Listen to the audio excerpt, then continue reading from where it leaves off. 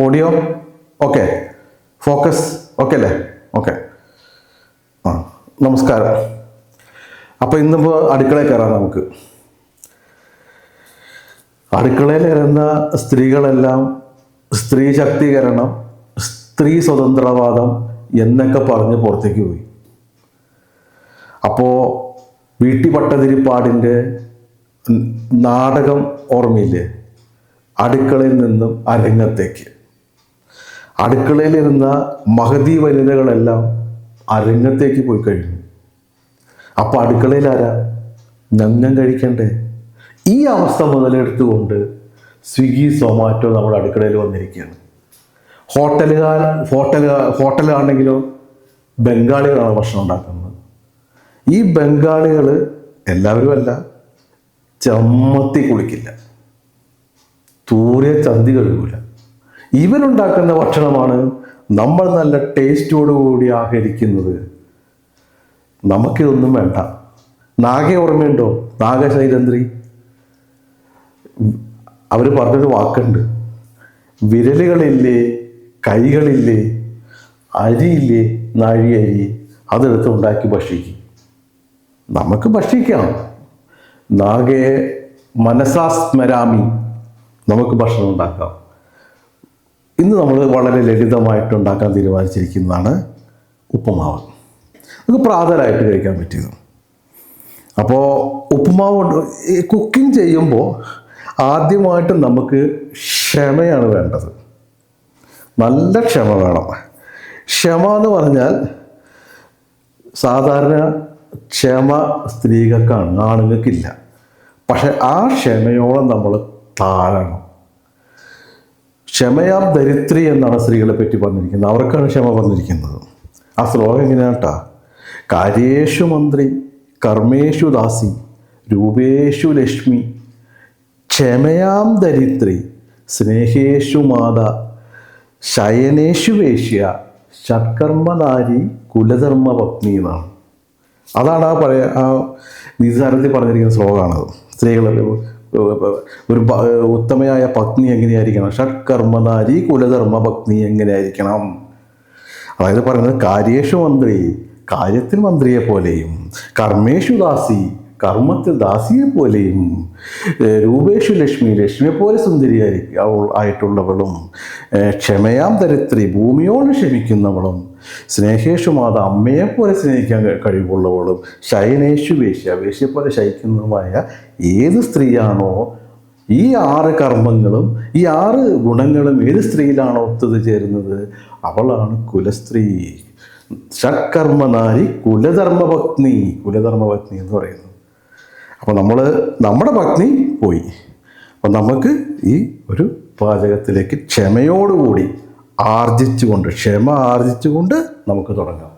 അപ്പോൾ നമുക്ക് ലളിതമായിട്ട് ഉണ്ടാക്കാൻ പറ്റുന്നത് ഉപ്മാവാണ്. പ്രാതലായിട്ട് കഴിക്കാൻ പറ്റിയത്. ഉപ്മാവ് ഉണ്ടാക്കണതിന് മുമ്പായിട്ട് ഉപ്മാവിന് എന്തൊക്കെയാണ് വേണ്ടത് എന്നുള്ളതൊന്ന് മനസ്സിലാക്കിയിരിക്കണം. ഉപ്മാവ് ഉണ്ടാക്കണതിന് മുമ്പ് നമുക്ക് ആദ്യമായിട്ട് വേണ്ടത് ഒരു സവാള. ഒരു സവാള എടുത്ത് കുരുകുരാന്നിങ്ങനെ അരിയുക. കുരുകുരാന്ന് അരിഞ്ഞിട്ട് അത് എടുക്കുക. പിന്നെ ഇഞ്ചി ഒരു കഷ്ണം എടുത്തിട്ട് നന്നായിട്ട് ചതയ്ക്കുക. ചതച്ചിട്ട് ഒരു അല്പം ഇഞ്ചി എടുത്തിട്ട് ഇവിടെ വെച്ചേക്കുക കേട്ടോ. അത് ഡൈജഷൻ നല്ലതാണ്. പിന്നെ ഈ പച്ചമുളക്, ഒരു 2-3 പച്ചമുളക് എടുത്തിട്ട് ഇങ്ങനെ കഷ്ണമിട്ട് നടുക അറിയുക. പിന്നെ വറ്റമുളക് കുറച്ചെടുക്കുക. പിന്നെ കറിവേപ്പില അത് എടുക്കുക. പിന്നെ നമ്മൾ എടുത്തിരിക്കുന്നത് ഉരുളൻകിഴങ്ങും ക്യാരറ്റും കൂടി വളരെ നൈസ് ഒക്കെ ചെറുതായിട്ട് നുറുക്കി അതൊന്ന് വേവിച്ച് വെച്ചിട്ടുണ്ട്.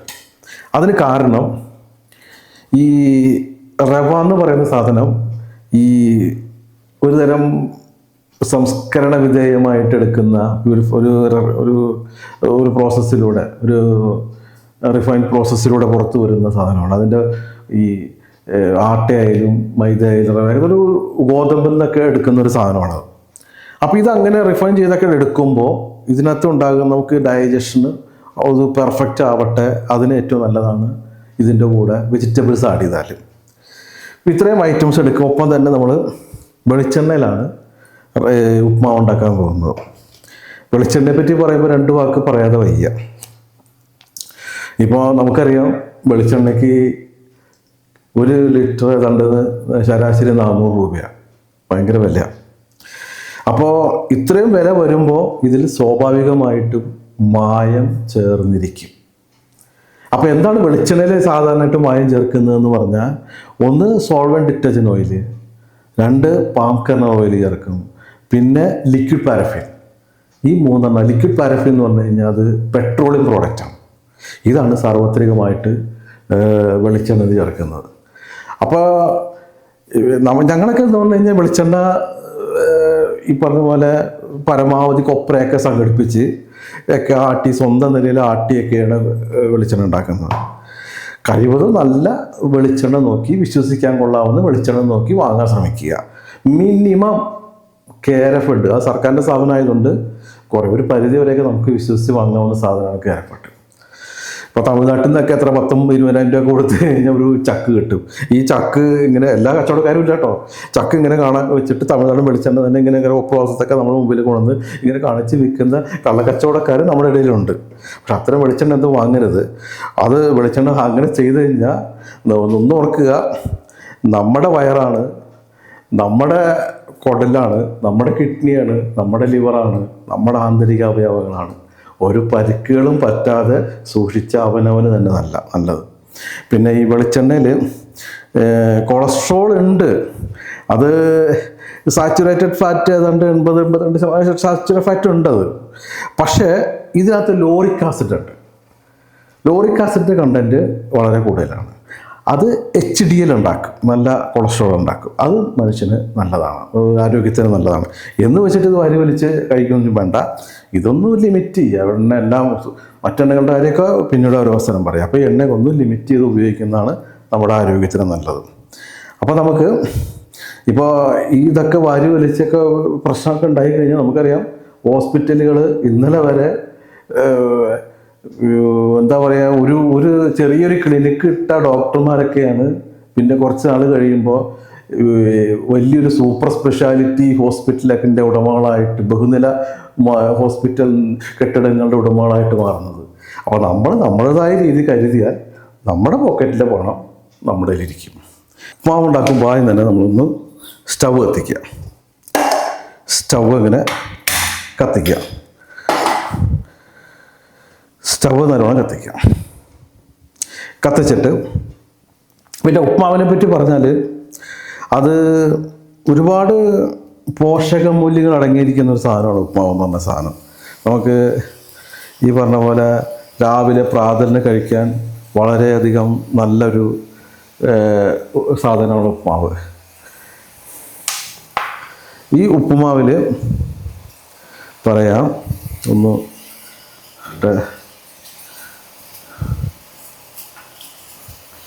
നമ്മളത് നോക്കിക്കോളൂ, കുറച്ച് വെളിച്ചെണ്ണ ആഡ് ചെയ്യാണ്.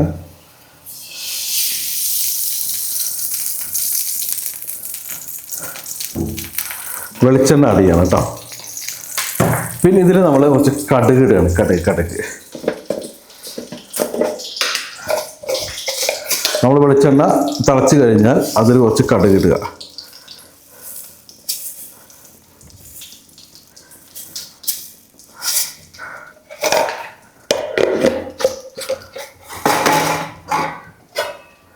കടുക് ഇടുകയാണ്. കടുക്, ഇത്ര കടുക് നമ്മൾ ഇടുകയാണ്. കടുക് ഇട്ട് കഴിഞ്ഞാൽ ശ്രദ്ധിക്കണം, കണ്ണിൽ പൊട്ടിത്തെറിക്കും. അപ്പോൾ അത് ഒന്ന് അടക്കി വയ്ക്കാൻ ശ്രദ്ധിക്കണം. അത് കടുകിന്ന് പൊട്ടിത്തെറിക്കട്ടെ. ഈ ഉപ്പുമാവിൽ ഈ മഗ്നീഷ്യം ഉണ്ട്, മഗ്നീഷ്യം. പിന്നെ അത് നമ്മുടെ ബ്രെയിൻ ഡെവലപ്മെൻറ്റിന് വളരെ നല്ലതാണ്.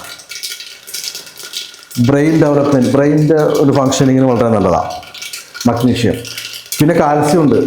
പിന്നെ അയൺ ഉണ്ട്, അയൺ കണ്ടൻറ്റ് ഉണ്ട്. നമ്മുടെ അസ്ഥികൾക്കൊക്കെ വളരെ നല്ലതാണത്. പിന്നെ ഇതിനകത്ത് വരുന്നത് ഈ നല്ല എനർജിക്ക് പര്യാപ്തമായിട്ടുള്ള പറയാം, കടുക് പൊട്ടിക്കഴിഞ്ഞു. ഞാൻ വെച്ചാൽ ഇച്ചിരി ഇഞ്ചി, നമ്മൾ നേരത്തെ ഉണ്ടാക്കി വെച്ച ഇഞ്ചി അതിലേക്ക് ഇടുകയാണ്. ഇഞ്ചി ഇട്ടിട്ടൊന്ന് വേവിക്കുകയാണ്. ഫ്ലെയിം ഒന്ന് ചുരുക്കിയേക്കാം. ഇഞ്ചിയിലാണ്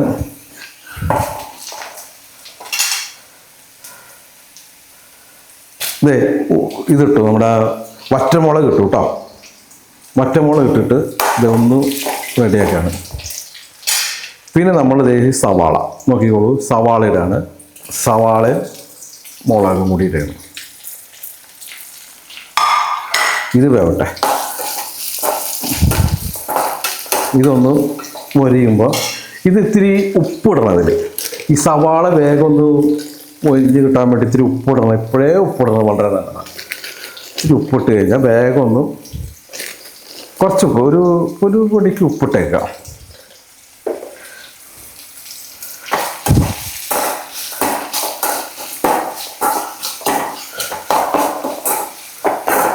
പിന്നെ നമ്മൾ ഈ കറിവേപ്പില ഇട്ടേക്കാം. ഒരു കീറി പൊളിച്ച് കുറച്ച് കറിവേപ്പില ഇടാം.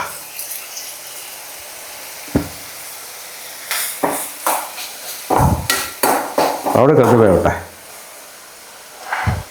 പിന്നെ ഈ പറഞ്ഞു വന്നില്ല, ഈ ഉപ്പുമാവിൽ ഈ ഗ്ലൈസിമിക് ഇൻഡെക്സ് വളരെ കുറവാണ്. അപ്പോൾ ഷുഗർ പേഷ്യൻസിന്, ഷുഗർ സംബന്ധമായ അസുഖങ്ങൾ നമുക്ക് ഭയക്കേണ്ട, ഒരു പരിധി വരെ ഭയക്കേണ്ടതില്ല. പിന്നെ ഇതിനകത്ത് എനർജി ലെവൽ അത് ഏകദേശം ഒരു 130 മുതൽ 190 കലോറി എനർജിക്ക് ആവശ്യമായിട്ടുള്ള ഒരു സംഭവം ഇതിനകത്തുണ്ട്. അപ്പോൾ അതുകൊണ്ട് തന്നെ നമുക്ക് ഉപ്പുമാവ് രാവിലെ കഴിക്കുകയാണെങ്കിൽ നമുക്കൊരു എനർജിക്ക്, നമുക്ക് അന്നത്തെ ഉച്ചവരെ നിൽക്കാനുള്ള എനർജിക്ക് വളരെ നല്ലതാണ്. അതാണ് ഉപ്പുമാവിൻ്റെ ഒരു പ്രത്യേകത എന്ന് പറഞ്ഞു കഴിഞ്ഞാൽ. അപ്പോൾ ദെൻ നമ്മൾ ഇതൊന്ന് മൊരിയുന്ന വരെ നോക്കിയേക്കുക. ജസ്റ്റ് ചെറുതായിട്ടൊന്ന് ചെറിയൊരു ബ്രൗൺ കളർ, ചെറിയൊരു വേവുന്നത് വരെ ഒന്ന് നോക്കിയേക്കുക. ഇത് വെന്ത് കഴിഞ്ഞാൽ ജസ്റ്റ് ഇതൊന്ന് മാറ്റി വയ്ക്കാം.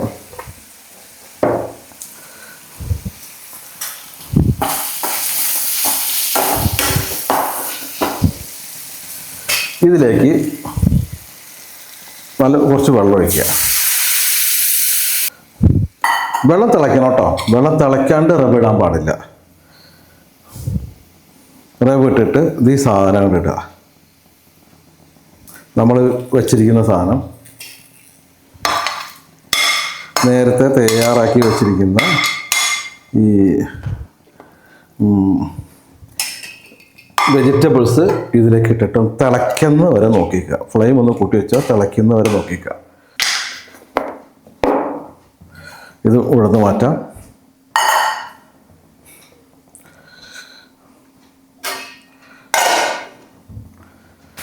തിളയ്ക്കുന്ന വരെ ഒന്ന് നോക്കിക്കുക.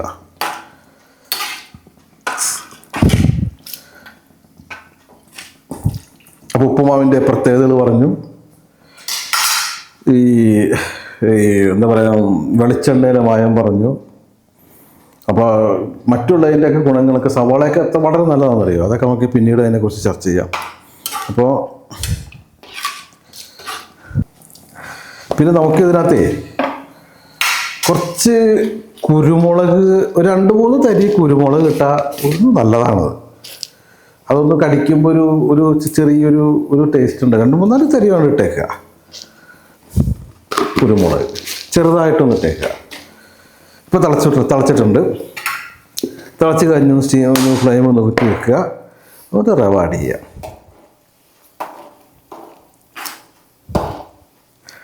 ഇങ്ങനെയാണ് ഞാനത്. പക്ഷെ ഒരുപാട് ഇടരുത്. ഇതിൽ വെള്ളത്തിൽ കുറച്ച് വേവ് വേണം. പാകത്തിനാക്കിയിടുക.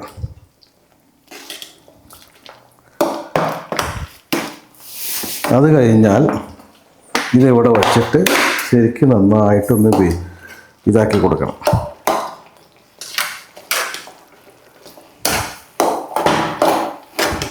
കണ്ട, ഇങ്ങനെ ഒന്ന് ആക്കി കൊടുക്കണം. ഇളക്കി കൊടുക്കണം കേട്ടോ.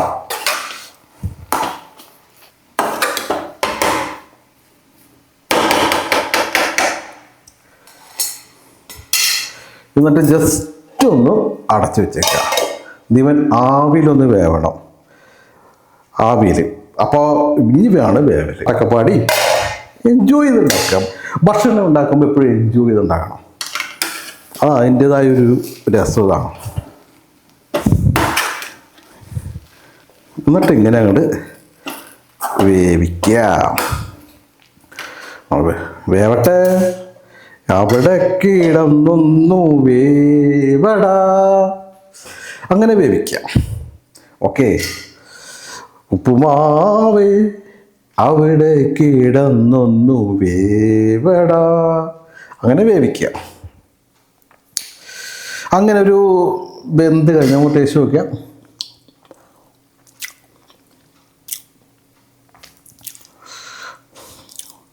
പാകം തന്നെ കറക്റ്റായിട്ടുണ്ട്.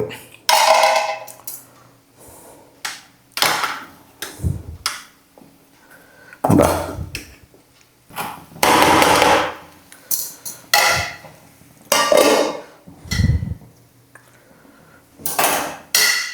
അങ്ങനെ ഉപ്പുമാവ് വേവിക്കാം.